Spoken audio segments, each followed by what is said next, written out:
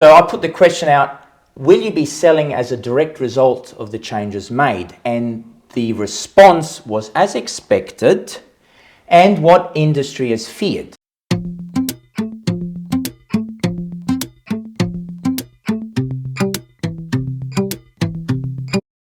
Landlords are selling. That's what Landlords Association of Australia has been saying now for quite a while. It's what our membership has been saying. And it's also what industry professionals are beginning to come out and say as well. Have a listen to what one industry professional has said on SBS The Business just last week. We know that rental vacancy rates are around record lows in many parts of Australia. Have you experienced having less properties to offer when compared to previous years? Absolutely. We are starting to see, particularly in this upper end 3-bedroom plus market, we are seeing a reduction in the number of properties available. That is mostly as a result of landlords who have gone to the sales market, and we are seeing owner-occupiers taking on those sales, thereby taking it off from the rental stock.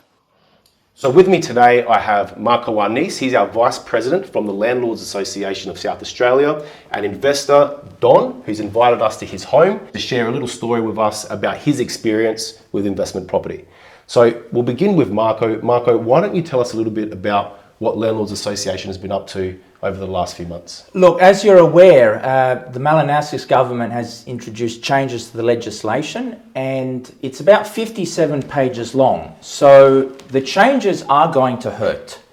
What we've been doing as an association recently is reaching out to members, asking them what impact it has on their investment strategy.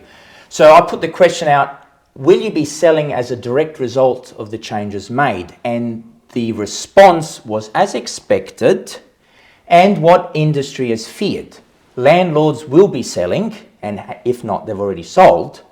And today we have Don, who is a landlord who has just sold his property. And we've invited him to talk about some of the reasons behind the sale. So Don, how long have you been a landlord for? 15 years. 15 years. And over that time, what's your experience with tenants, both good and bad? Well, you're correct in saying there's the good tenants that really look after the property, respect your property and respect the contract that you've agreed to between yourself. But there's some obviously that disrespect your wishes, even though they've been signed in a contract, been put in a contract. And of course that creates issues of disharmony between you and the tenants. And then you've got this massive process that you've got to go through, time-consuming process to try to come back to a situation or a status where your contract wishes are actually... So can you be specific with an example? One of the things that I strongly feel as a landlord is the issue of pets. And all of my contracts have been such that we don't want pets as part of the tenancy arrangement. And one of the things you find is, after a while, especially a tenant that then renews their lease after the first year, all of a sudden you go to the property to inspect something that is an issue in terms of it needing repair, and you notice that there is a pet. And you say to yourself, well, hey, hang on a minute. There was a clause that says no pets, and where's the respect in saying I'm going to bring a pet onto the property and getting in contact with a landlord and negotiating whether that's a possibility? I mean, communication is a two-way street. Landlords need to respect the tenant. If there's any issues, if they want to sell the property, they communicate that, and it should be reciprocated as well. So, but from my understanding of the proposed changes to the RTA, now that if a tenant comes to you and says, look, I want to have a pet, you cannot refuse that request unless you have a reasonable grounds to do so. Am I correct in saying that? And that would be tested with the tribunal. So a lot of these legislations, in theory, you need to give a reason, but those reasons aren't clarified yet. So it's a waiting game to see what happens. And it's this uncertainty which is driving investors away. So, Don, what was the last straw for you? I mean, just to get rid of the property. Was it just the overall changes, just the loss of control? What drove you to saying, that's it, I've had enough? Yeah, well, a combination of things. Probably the first one is the incurred increases in costs that have occurred from the mortgage rates that we're paying. Of course, then obviously properties have appreciated in value, so therefore your cancel rates have gone up, insurances have gone up. So every cost that you have to cover that the tenants don't or are not responsible for has gone, as far as I'm concerned, nearly exponential compared to the costs 4 or 5 years ago. The net amount of money that you've left after expenses and rents come in has become negligible in comparison to 5 years ago. And then obviously one of the things that's been a little bit of an irk is where you've got tenants that actually go across the boundaries of the contract that you've actually agreed to between you and them. And you're going, I haven't got so much control in my own property, and yet I'm the person investing the capital, the repair, the maintenance for somebody to have a reasonable house in which they can live in and enjoy being a tenant. No, it's all fair points. And you mentioned that you not being able to have the control. That control is also about to be limited even further with regards to the being able to terminate leases. Yeah. I mean, with fixed term leases, you need to give a reason to terminate. The fact that it comes to the end of the term is not a reason. So that has a lot of issues with it. So yeah, termination, pets, they're really the main issues that a lot of investors are concerned about. And the returns too, I'm sorry to say, the returns after all of this investment is not sizable under today's current economic conditions that are occurring. Yeah. And I'm a strong believer that if I am the owner of something and there's a contract between me and you existing, that you've got to honour that contract, because I have got that element of knowing that I've invested all this money and I expect you in agreements on a contract to honour that contract, and that not to be put through a tribunal situation. I should have the right, if I give you enough notice, to terminate a lease irrespective of what the reasons are. I don't need to give a reason other than give a reasonable length of time for you to vacate the property, like 2 months, for example. I'm giving you notice that I really would like to take ownership of the property. The reason as to why, that's my right to have that reason. That's the way I see it. And it's simple. And what are your thoughts on the increased level of government intervention into a private ownership situation like this? Maybe they should keep their nose out of it, and maybe what they should do is get themselves organised and provide housing for people as well. You're getting now a situation where the private sector, like the person that takes on the responsibility of having a rental property, selling, and okay, that selling, I know the property that we've recently sold, or I've sold, has gone to a person who's going to privately live there. So one less rental property on the market. Yeah, which is not a great situation in the middle of a housing crisis. And that's certainly what the clip at the beginning of this podcast said, was that even real estate agents now and property managers are beginning to see that change from investors to private ownership, people who want to buy homes. Obviously decreases rental supply, and it doesn't help.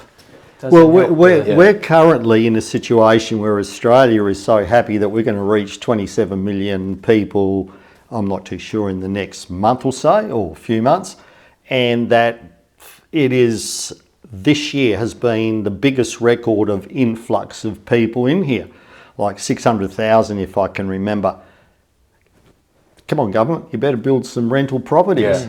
Yeah. That's right. We can't afford to sustain rental properties with increasing costs. Maybe you should look at helping landlords. Incentivise. Well, yeah. Yeah. Especially with the current economic climate. That's dollars and cents. Dollars. Or at the very least, remove the red tape so landlords can just go about doing their business and without the interference. Exactly right. Because we're here to provide accommodation to tenants, and we're happy to provide that service. In 15 years, we've only had 2 situations where we've had to confront a tenant over issues that weren't being met. And What were those issues? one was obviously, I am now as a tenant going to not rent this property anymore, so I'm going to basically maybe piss off and, you know, fall in arrears, and so you got to chase that up, and you know, that's time consuming, and it's at your cost. Hang on a minute, I've still, you know, my bank still wants its monthly mortgage, and the income stream that I depend on has gone. And the other one where obviously the tenants recommended were definitely not the type of tenants that were recommended. So we went through a situation of going to tribunal to... So what was an issue with the referees? Did they... Yeah, the referees, you know, the referees did not give credible... I mean, as a landlord, we need to make an informed decision of the tenants coming in, and without that information, we can't make a proper judgment to manage the risk. And that's where I guess with this last property lost a bit of power. I'm thinking, this person who was recommended to have these attributes is just not that same person, and you would think I, as a landlord, would be entitled to say, I'll give you a month's notice, see you later, so that I can pick up my property, repair the damage that was sustained, and put in a tenant that's going to respect the property. And that's what worries me when, you know, the lease has still got 6 months to go and you're stuck with somebody like that. Yes, all the hassles to ensure that things return to normal. But the damage was escalating from the initial damage to the point where the tenant moved. The damage just got worse and worse. So in the end, you're going to yourself, no, that tenancy should have been terminated on those grounds like that. Not protecting that tenant. I think it's a sentiment shared by many landlords, and these government changes don't help the situation. They have nothing. They don't help the rental crisis whatsoever. And unfortunately, as Don has said, he's sold his property to enjoy life. Well, the returns on the In investment. the investment money has been reasonably good. Yes. So yeah. And have you ever considered investing elsewhere other than property? Or has property been your go-to? Look, at my miserable age at this stage, I'm sorry to say, I need time to think about what the next investment's going to be. You know, it's just something I don't need to rush into right now, considering my age. Fair enough. And that's actually another reason why a lot of landlords are leaving. A lot of landlords are in that older age bracket, over 50s, and they are seeing retirement not so far off in the future.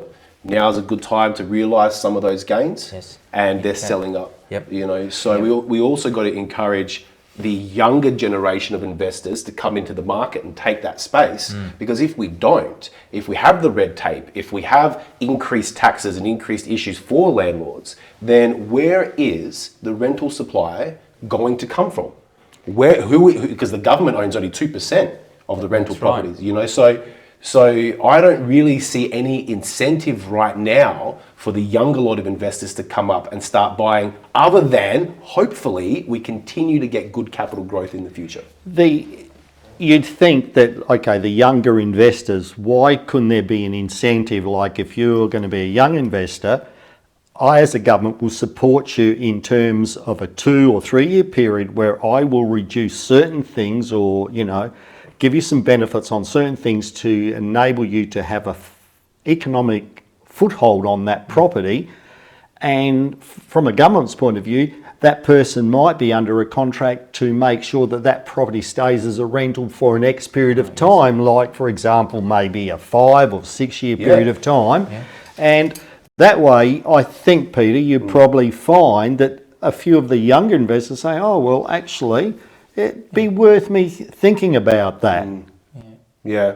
And because they can rent they can invest in apartments, they can invest in that's right, standalone houses. And the key thing here to consider is the younger people that are coming into the market generally don't have as much capital to be able to buy the top end properties. So they're buying the properties that are going to be rented at the lower end of the price point, which are for the people in our community that need it the most. Most vulnerable. You know, they are the vulnerable people who don't have the money to spend, literally who don't have the money to spend on upper end properties. They're literally looking for a place to stay, for a roof over their head. A roof over their heads. Yes. And they're the exact properties that new investors are purchasing. So I agree with you, that should be incentivized. And what that also does for young people is it helps them to create equity and capital for the future when they do want to purchase a home. Fantastic. They've got a bit of an asset base behind them. It could be for any first time investor, not people who've already got rental properties like me. No, you wouldn't qualify. You've done your bit. Yes, that's it. Enough. But for that first time investor, so it could be a middle-aged person who's got a little bit of loose money and says, oh, you know what, I could, this is incentive to put it there, not in shares. Yes. You've got to look at those alternatives, you know. I'm wondering how young investors I'm thinking of 15 years ago, we invested in the Windsor Gardens area, a rental, and I'm thinking now the average, say, 7-year-old home, 3-bedroom home, single garage, can sell anything up to $805,000. How do you buy into, you know, that area? And the houses are only on about 365 square metres of space, you know. Or less. Yeah, or less. Yeah.